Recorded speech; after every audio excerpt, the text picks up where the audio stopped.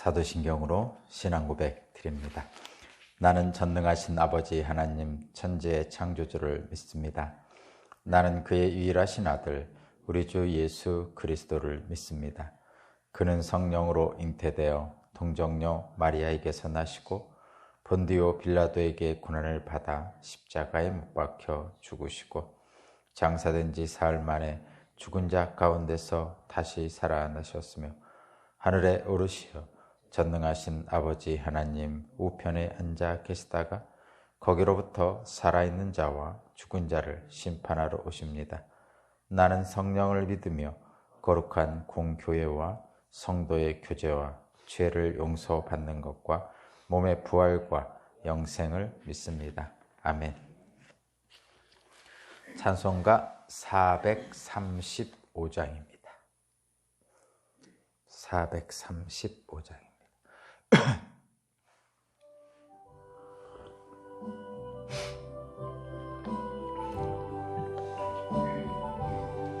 나의 영원하신 기업 생명보다 귀하다.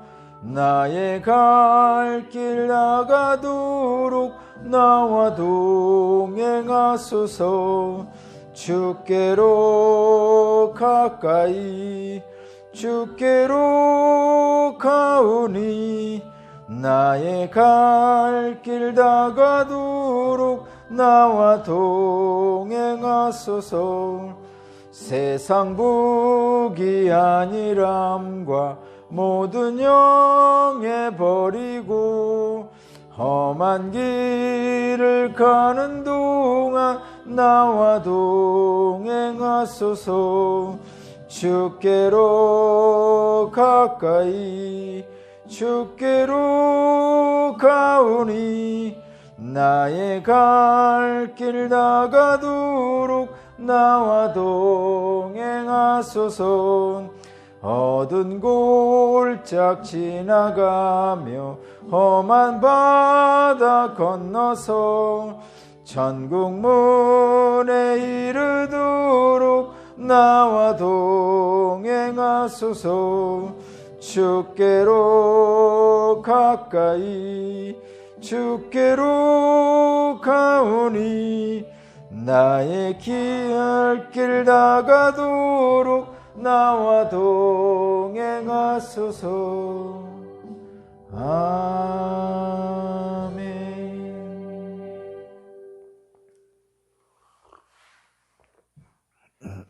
오늘 주신 하나님 말씀은 마태복음 14장 1절에서 12절입니다. 마태복음 14장 1절에서 12절까지 말씀을 제가 봉독하겠습니다. 그 무렵에 분봉 왕 헤롯이 예수의 소문을 듣고서 자기 신하들에게 말하였다. 이 사람은 세례자 요한이다. 그가 죽은 사람들 가운데서 살아났다. 그 때문에 그가 이런 놀라운 능력을 발휘하는 것이다. 헤롯은 일찍이 자기 동생 빌립의 아내 헤로디아의 일 때문에 요한을 붙잡아다가 묶어서 감옥에 가둔 일이 있었다. 그것은 요한이 헤롯에게 그 여자를 차지하는 것은 옳지 않습니다 하고 여러 차례 말하였기 때문이다. 그래서 헤롯은 요한을 죽이려고 하였으나 민중이 두려워서 그렇게 하지 못하였다. 그것은 그들이 요한을 예언자로 여기고 있었기 때문이다. 그런데 마침 헤롯의 생일에 헤로디아의 딸이 손님들 앞에서 춤을 추어서 헤롯을 즐겁게 해주었다. 그리하여 헤롯은 그 소녀에게 청하는 것은 무엇이든 주겠다고 맹세로서 약속하였다. 소녀는 자기 어머니가 시키는 대로 말하였다. 세례자 요한의 머리를 쟁반에 담아서 이리로 가져다 주십시오. 왕은 마음이 괴로웠지만 이미 맹세를 하였고 또 손님들이 보고 있는 앞이므로 그렇게 해주라는 명령을 내리게 되었다. 그래서 그는 사람을 보내서 감옥에서 요한의 목을 베게 하였다. 그 머리를 쟁반에 담아서 가져다가 소녀에게 주니 소녀는 그것을 자기 어머니에게 가져갔다. 요한의 제자들이 와서 그 세체를 거두어다가 장사 지내고 나서 예수께 가서 알렸다. 아멘.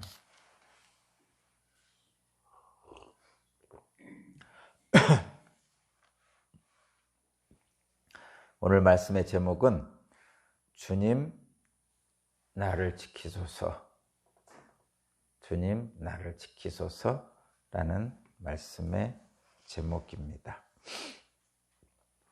오늘 내용은 세례 요한이 죽는 장면을 보여주고 있습니다.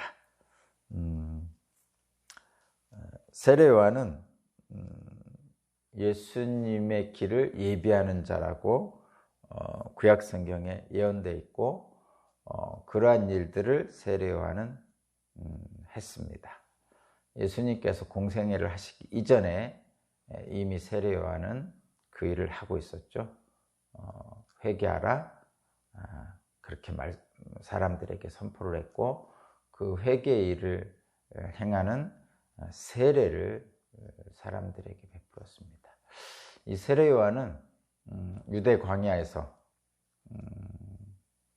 요단강 근처에 있는 유대 광야에서 경건한 생활을 했습니다. 그리고 기도하고 아마도 말씀을 연구하고 이런 일을 오랫동안 했던 것 같습니다. 학자들에 의하면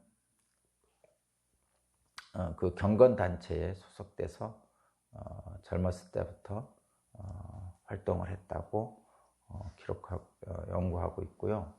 그리고 혼자 독자적으로 이제 나와서 세례를 베푸는 예언자로서의 활동을 했다고 전해지고 있습니다. 그는 세례 요한은 그 요단강에서 세례를 베풀면서 사람들에게 예수의 길을 준비할 수 있도록 만든 사람입니다. 오늘 본문도 사실은 또 예수님이 오시는 길을 준비했을 뿐만 아니라 예수님의 가시는 길도 또한 준비하고 있는 것 같은 그런 느낌입니다. 말하자면 세례 요한의 죽음은 예수님도 또한 세례 요한과 같은 죽음을 맞이할 것이라는 어떤 예고적 의미가 좀 있는 것 같습니다. 세례 요한은 권력자들의 욕심에 희생을 당했죠. 마찬가지로 예수님도 권력자들의 욕심에 희생을 당했습니다. 그런 권력자들의 욕심은 결국은 자기 권력에 위협이 되니까 그렇게 한 거거든요. 오늘 본문에서도 나오듯이 세례 요한은 헤롯 왕에게 바른 말을 많이 했습니다. 그것을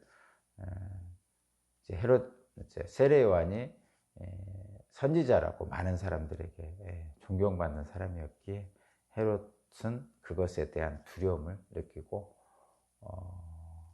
세례 요한을 죽였습니다. 마찬가지로 예수님도 그 당시에 권력자들에게 쓴소리를 직접적으로 하셨고 또 행동도 하셨습니다. 그것에 대해서 그 당시 권력자들은 자기들의 기득권이 침해될 것을 염려해서 연합해서 로마까지 연합해서 예수님을 십자가에 죽이는 일을 하게 되죠. 예수께서 세례 요한을 평가하시기를 지금까지 여자의 몸에서 난 사람 중에 가장 위대하다 이렇게 표현을 했습니다. 그리고 또 덧붙이셨죠.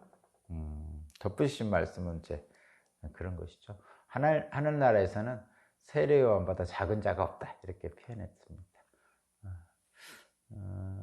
그 말씀은 하늘나라는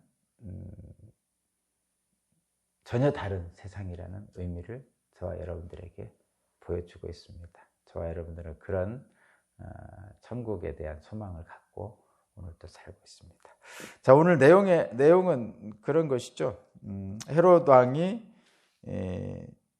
예수님의 소문을 들었습니다. 예수께서 많은 이적과 기사를 행한다는 소문을 들었죠.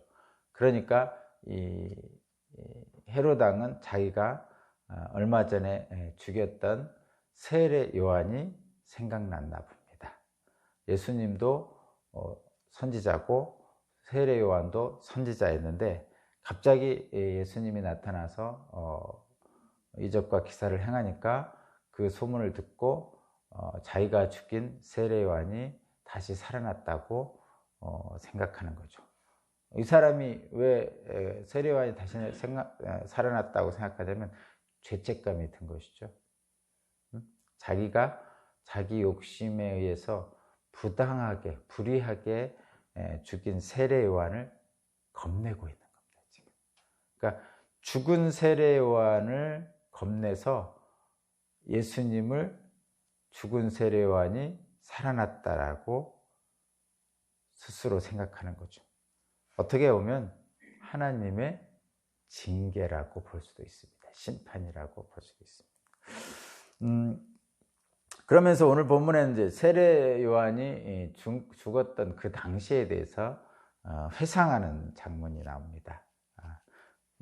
여러분 읽어보시면 아시겠지만 왜 세례 요한을 이 헤롯 왕이 죽였냐면 당시에 헤롯 왕은 우리가 알고 있는 예수님 태어날 당시에 헤롯 대왕이 아니고 예수님 태어날 당시 헤롯 대왕의 아들입니다.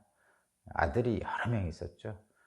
이제 배다른 아들들이 여러 명 있습니다. 그 중에 한 명이었고, 그런데 이 헤롯 지금 오늘 본문에 나오는 이 헤롯 왕은 이름이 헤롯 안티파스거든요. 이 사람은 분봉왕 중에 하나인데 갈릴리 지역을 다스리는 분봉왕이었습니다. 그러니까 이스라엘 지역을 여러 지역으로 나눴는데 그 중에 나눠가지고 이제 다스리는 한 부분을 다스리는 왕을 분봉왕이라고 그럽니다. 근데 이 사람은 갈릴리 쪽을 다스리는 왕이었어요. 근데 이 헤롯 왕이 세례 요한을 죽이는 과정을 보면 이 헤롯 왕이 자기 이복 동생의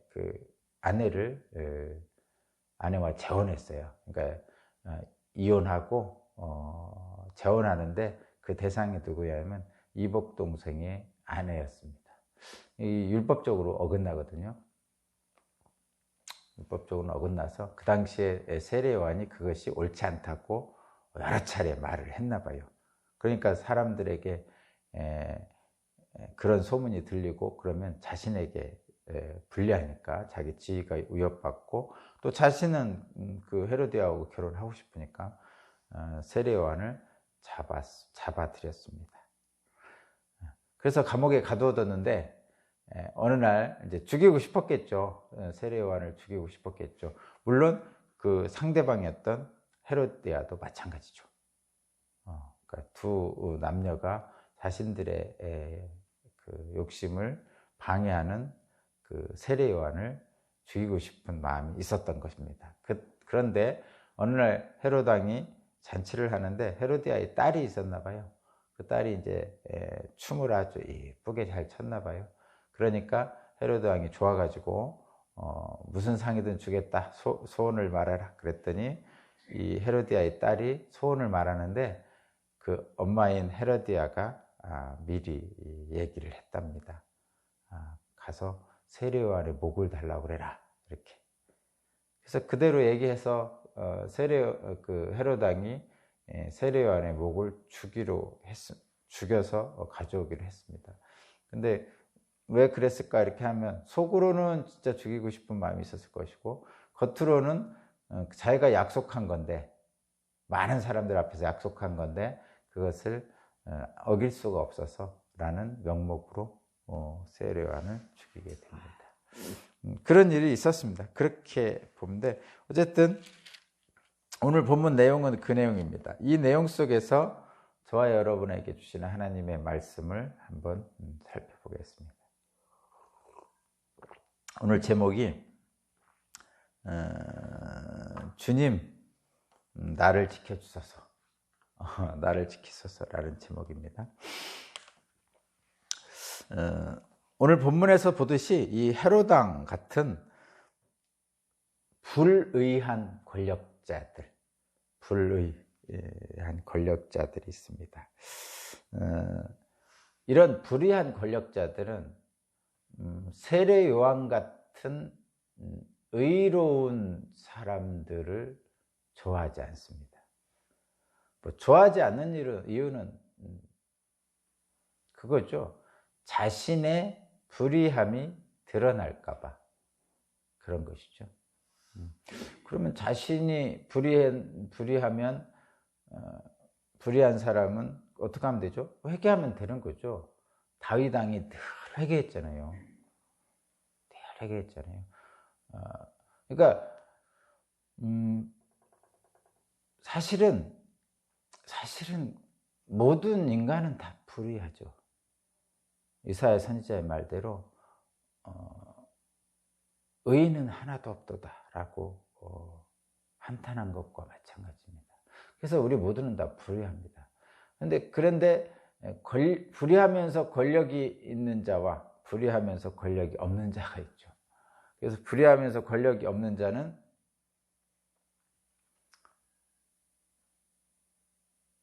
힘이 없기 때문에 그냥 불의한 권력자의 동조해서 살죠. 그 다음에 불의한 권력자는 자기의 힘을 가지고 그 불의를 선포하는 자를 탄압을 하게 되는 거죠. 결론은 그겁니다. 둘 다 불의하지만 권력이 없는 자나 불의하면서 권력이 있는 자는 둘 다 회개하면 되는 거죠. 저와 여러분 같은 일반 사람들은 그냥 회개하면 됩니다. 불의한 권력자에 붙어 살지 말고 그러면 되는 거고요. 불의한 권력자들은 마찬가지죠. 불의한 권력자들도 회개하면 되죠. 누구예요? 다윗이 나단 선지자가 자신의 불의를 지적하자 하나님께 바로 회개를 했죠. 그것이 다윗의 위대함입니다.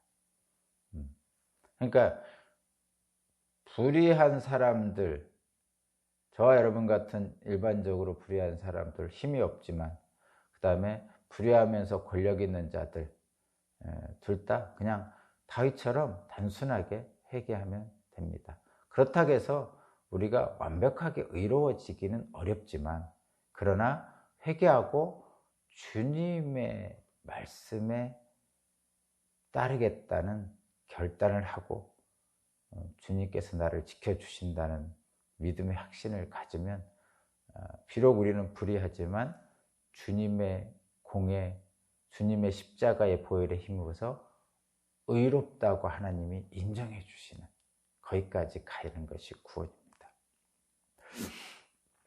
어쨌든 불의한 권력자들은 자신의 불의함이 드러나는 것이 못마땅해서 세례 요한을 죽이는 것처럼 죽이게 되죠.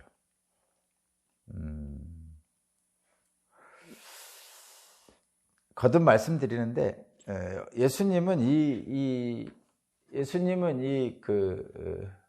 헤롯 왕을, 이 갈릴리 분봉왕인 헤롯 왕을 여우라고 지칭을 했어요.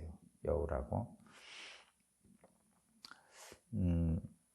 선지자는, 제사장은 예배를 주관하는 일을 하죠. 제사를 주관하는 일을 합니다. 선지자는 불의한 세상에 하나님의 의를 선포하는 일을 합니다. 그래서 제사장은 사람들로부터 또는 권력자로부터 어떤 공격을 받지는 않습니다. 근데 선지자들은 사람들로부터, 특히 권력자들로부터 공격을 받습니다. 왜냐하면 불의한 세상에 하나님의 공의를 선포하는 사람이 선지자이기 때문이죠. 그럼 우리 믿는 사람들은 이 중에 뭐 제사장처럼 또는 선지자처럼 해야 되는데, 예수께서 말씀하셨다시피 예수님 이후의 제자들은, 저와 여러분들은 제사장이면서 선지자면서 왕입니다. 뭐 1000년 동안 왕노를 한다는 그 왕입니다. 그래서 저와 여러분들은 제사장으로서 또는 선지자로서의 두 가지를 다 해야 됩니다. 옛날에는 제사장이 따로 있었고 선지자가 따로 있었지만 그렇지 않죠. 그러면 저와 여러분들이 제사장처럼 하는 것은 예배드리고 다른 사람과 함께 교제하고, 그러니까 성도 간에 교제하고 뭐 이런 것들을 하는 것이죠. 주로 교회에서 많이 하는 일들을 합니다. 그러니까 주일 예배 뭐 이것만 얘기하는 게 아니고 교회에서 이루어지는 모든 섬김의 활동들, 성도와의 교제들, 이런 것들이 다 제사장의 역할 중에 하나다, 이런 얘기입니다. 다만 선지자 역할은 그럼 어떤 것이냐? 불의한 세상에 하나님의 의를 선포하는 거잖아요. 이게 굉장히 어렵죠. 이것은 공격받습니다. 그냥 주일날 예배 드리는 것만은 사실은 공격받지 않죠. 최근에 코로나 때문에 그것조차도 좀 공격받는 것 같은데, 사실은 그냥 조용히 예배만 드리면 공격받지 않는데, 다른 세상 사람들에게 피해를 준다는 그런 인식이 있으면 공격받는 거죠. 우리끼리 모여서 예배하는데 공격받을 일이 없죠. 근데 선지자적 역할을 하면 세상의 불의에 하나님의 공의를 선포하면 공격받습니다. 특별히 일반 사람들의 공격도 받지만 권력자들의 공격도 받게 되는 거죠. 그럼 요즘 저도 그렇고 여러분들도 그렇고, 그럼 요즘 시대의 신앙인들은 무엇을 해야 되느냐? 제사장 역할도 해야 되고 선지자의 역할도 해야 되죠. 예배도 잘 드리고 성도 간의 교제도 잘 하면서, 그래서 교회 공동체를 잘 유지될 수 있도록 은사를 활용해서 활동을 해야 될 뿐만 아니라 세상을 향해서 하나님의 의로움을 선포하는 일을 해야 되죠. 이게 선포라고 그러니까 잘못 오해하는 분들이 있는데, 하나님의 말씀은 선포되는 거죠. 선포라는 것은 일방적으로 주어지는 것입니다. 그러니까 선포는 하나님이기 때문에 우리 인간에게 일방적으로 주어지는 거죠. 이거는 좀 더 강력해요. 제가 예를 들기 위해서 이렇게 합니다. 어린 자녀들에게 부모의 말은 강력하잖아요. 그죠? 특히 어릴수록 더 강력해요. 나이 들면 머리 커서 안 듣지만 어릴수록 부모의 말은 강력합니다. 너 유치원 가야 돼? 그럼 가야죠. 보통 갑니다. 근데 그거는 이제 부모지만 사람과 사람의 관계고, 그 대신에 부모라는 권위로서 이렇게 하는 거잖아요. 근데 하나님의 권위는 그보다 비교할 수 없이 크잖아요. 비교할 수 없이 큰 하나님이 우리에게 말씀하시는 거죠. 그래서 우리는 토를 달지도 못하고 받는 거예요. 왜냐하면 그 완벽하신 하나님의 선함으로 우리에게 주시는 말씀이기 때문인 거죠. 그래서 우리는 그 주시는 말씀에 토조차도 달지 못하는 거예요. 유치원 가는 어린애는 너 유치원 가라 그러고 부모가 얘기하면 나 가기 싫어 이렇게까지 할 수도 있잖아요. 근데 하나님의 선포는, 권위는 그렇게 할 수도 없는 것이죠. 그냥 납작 엎드려 받을 수밖에 없어요. 그래서 그 하나님의 말씀은 선포라고 그러는 겁니다. 일방적인 거죠. 하나님의 말씀이 일방적일 수 있는 이유는 완벽하기 때문에, 전능하시고 전지하시고 나보다 더 나를 사랑하신다는 것을 우리가 인정하기 때문에 그런 것이죠. 근데 그것을 잘못 도용하면 안 돼요. 왜곡하고 오용하면 안 돼요. 사람은 사람에게 선포할 수 없어요. 그런 거 있죠. 군대에서 상관이 명령하잖아요. 그거는 일종의 굉장한 힘을 발휘하죠. 그렇지만 그것도 인간의 말이잖아요. 인간의 말은 안 들을 수도 있는 거거든요. 그래서 인간이 인간에게 선포할 수는 없어요. 너 반드시 해야 돼, 뭐 이런 건 없습니다. 하나님만이 선포할 수 있는 거죠. 자, 그런 전제를 미리 여러분 아시고, 그래서 제사장 역할은 우리가 교회에서 잘 서로를 섬기고 예배를 드리고 하는 것으로 가능하고요. 선지자 역할은 굉장히 어렵습니다. 일종의 하나님 말씀을 세상에 전하는 거예요. 선포하는 것과 같습니다. 그러니까 불의한 세상에 하나님의 공의로움을 선포해야 됩니다. 그러니까 이 공의로움을 선포한다는 것은 반드시, 선지자 역할은 반드시 하나님으로부터 받아야 됩니다.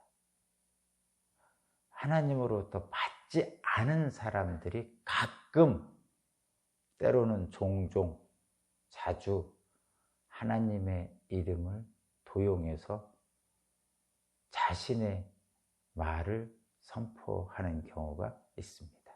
그것은 분명히 하나님의 심판이 있을 겁니다. 근데 이 세례자 요한은 하나님의 말씀을 받아서 선포를 하다가 결국은 세상의 권력자인 헤롯 왕에게 죽임을 당하죠. 마찬가지로 예수님도 그렇습니다.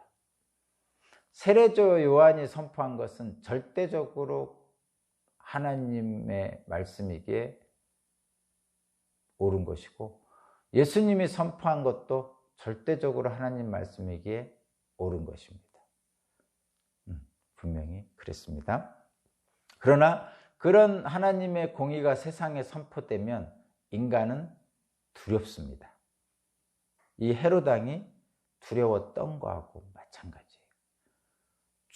죽였던 세례 요한이 다시 살아났다고 하면서 두려워 떨고 있는 거예요. 죽어도 그러니까 권력자가 세례 요한을 죽였어도 세례 요한이 무섭습니다. 그만큼 하나님의 말씀은 힘이 있습니다. 힘이 있습니다. 자, 그러면 저와 여러분은 예수님의 제자이기 때문에 제사장의 일과 선지자의 일을 다 같이 해야 되는데, 두 가지를 제가 분별해서 말씀을 드린 이유는, 제사장의 일은 교회에서 잘 섬기고 은사대로 봉사하고 교회를 세우는 일을 하고 예배를 드리고 하면은 별 무리 없이 누구나 쉽게라는 건 표현이 좀 그렇지만 누구나 할 수 있도록 교회라는 공동체가 있습니다. 그러면 교회에서 하면 그러한 일들이 가능합니다. 그러니까 제사함을 받는 일, 교회에서 제사 드리는 일, 하나님을 찬양하는 일, 성도 간에 서로 격려하고 위로하고 이러는 일들, 또 교회 밖에 섬기기 위해서 이렇게 봉사하는 일, 이런 일들은 교회 공동체가 할 수 있도록 서로 도와줄 수 있도록 예수님께서 교회 공동체를 만들어 주셨어요. 그러니까 그 일은 위험 없이, 무리 없이 행할 수 있습니다. 다만 선지자의 일은 쉽지 않은 일이고, 이 일들은 정말 지혜롭게 해야 됩니다. 거듭 말씀드리지만 하나님 말씀을 안 받았으면서 받은 척하면 심판받고요, 받았으면 담대하게 선포하는 거죠. 그래서 그 선지자 일을 할 때는 정말 자기 자신을 더 돌아봐야 됩니다. 자, 그렇고 세례 요한은 선지자 일을 잘 감당했죠. 예수님도 마찬가지죠. 그러면 제가 거듭 말씀드려요. 세상은 뭐라고 전제를 하고 있냐면, 하나님께서 불의한 세상이라는 전제를 미리 깔고 있는 거예요. 말하자면 타락한 인간이 사는 세상, 하나님을 등지고 사는 타락한 인간들이 사는 세상, 그곳은 사탄이 늘 으르렁거리며 삼킬 자를 찾는 곳입니다. 그래서 불의하다고 미리 얘기를 합니다. 그런 불의한 세상에서 그럼 우리가 살고 있잖아요. 저와 여러분들이. 그럼 어떻게 해야 됩니까? 우리가 이 세례 요한의 입장일 수도 있고 헤롯 왕의 입장일 수도 있어요. 헤롯 왕과 헤로디아의 입장일 수도 있단 말이에요. 그러면 저와 여러분들은 지금 불의한 세상에 살고 있어요. 그러면 이렇게 해야 됩니다. 먼저 내가 과연 혹시나 불의한 자는 아닌지를 돌아봐야 돼요. 나 자신을 먼저 성찰해 봐야 됩니다.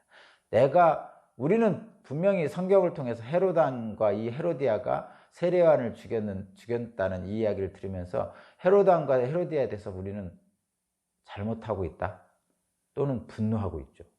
그런데 지금 저와 여러분들이 이 불의한 세상에 살 때 혹시 내가 그들과 같이 불의한 것은 아닌지를 돌아봐야 된다는 거죠. 먼저 성찰해야 됩니다. 헤로단과 헤로디아는 왜 이런 불의한 일을 했을까요? 그들이 누군가를 죽이고 싶을까요? 누군가를 죽이고 싶은 사람이 어디 있습니까? 그렇죠? 누군가를 해치고 싶은 사람이 어디 있어요? 그렇지 않죠. 그런데 이유가 있으면 합니다. 근데 그 이유가 뭐냐? 헤로단과 헤로디아의 공통된 자기들의 목적이 있었던 거죠. 그것은 결혼하는 거죠. 근데 그 결혼은 세례요한이 반대했죠. 그리고 그것은 당시 사회에서는 옳지 않은 것이었고, 그러면 왜 이들은 세례요한을 죽였습니까? 자기 욕심에 이끌려 죽인 거죠. 그러니까 불의하다는 의미는 바로 이런 것입니다. 자기 욕심에 이끌려서 다른 사람을 해치는 일을 하는 세상. 그래서 이 세상은 불의한 거죠. 그래서 먼저 내가 혹시 불의한 자는 아닌지를 성찰하는 것이 가장 먼저입니다. 저와 여러분 각자가. 당연히 우리는 헤로단과 헤로디아 같이 되고 싶지 않습니다. 그러나 혹시라도 내가 그 길로 가고 있지 않는지를 하나님 말씀에 비춰서 성찰해야 됩니다. 두 번째는 거꾸로 세상의 불의에 고통받는 자의 입장이 있는 경우도 있죠. 말하자면 세례요한의 입장, 예수님의 입장이 있는 경우가 있죠. 가해자가 아니고 피해자가 되는 경우. 이 세상은요, 불의한 세상인데 두 가지 경우에 다 있습니다. 우리는 가해자일 수도 있고 우리는 피해자일 수도 있는 거죠. 자, 첫 번째에서 헤로단과 헤로디아처럼 가해자일지도 모른다는 것을 우리는 성찰해야 된다고 제가 분명히 말씀드렸고, 두 번째는 세상의 불의에 우리가 피해자로서 고통받을 때는 어떻게 해야 됩니까? 고통받을 때 첫 번째는 잘 견뎌야 되고요, 두 번째는 담대하게 의를 따라야 됩니다. 근데 이 일은 고통당할 때, 피해자를 당할 때 잘 견디고 의를 따를 수 있어야 되는데, 여기에는 사실 쉽지 않은 신앙의 힘이 필요합니다. 왜냐하면 잘 견딘다는 것은 미혹당하지 않는 거예요. 말하자면 헤로단과 헤로디아가 자기 욕심에 이끌려서 불의한 일을 했잖아요. 그러면 자기 욕심이라는 것은 가해자도 있고 피해자도 있습니다. 자기 욕심은 누구나 있는 거예요. 그러면 우리가 고통당할 때 잘 견디려면 자기 욕심을 부추기는 사탄의 미혹을 거부해야 됩니다. 그게 첫 번째. 우리가 견딜 수 있다는 것은 나는 주님을 붙들고 견디겠습니다, 이런 거잖아요. 우리 믿음의 사람들은 난 주님만 붙들고 주님이 도와줄 걸 믿고 견딥니다. 이 얘기는 뭐냐면 내가 사탄의 미혹을 당해서 내 욕심을 내 스스로 챙기지 않겠습니다, 이게 견디는 거예요. 인내거든요. 고통당할 때 첫 번째, 주님을 붙잡고 견디는 거예요. 두 번째는 주님의 의로움에 의지해서 담대하게 그냥 그대로 사는 겁니다. 의롭게. 이 두 가지를 해야 돼요. 그런데 자, 여러분 결론을 내겠습니다. 야고보서 1장 14절에 보면 각자 사람들이 시험 받는 것은 왜 시험 받느냐고 하면 각자의 욕심에 이끌려서 시험 받는다고 합니다. 이 야고보서 1장 14절의 내용은 이런 것이죠. 첫 번째는 미혹을 하는 세상입니다. 미혹을 하는 사탄이 있다는 거죠. 그래서 첫 번째 기도는 뭐냐면 사탄의 미혹에서 나를 건져 주십시오. 그러한 상황과 조건 속에 빠지지 않도록 사탄이 나를 미혹할 수 없도록 나를 지켜주십시오. 이게 첫 번째 기도입니다. 이 불의한 세상에 사는 저와 여러분들.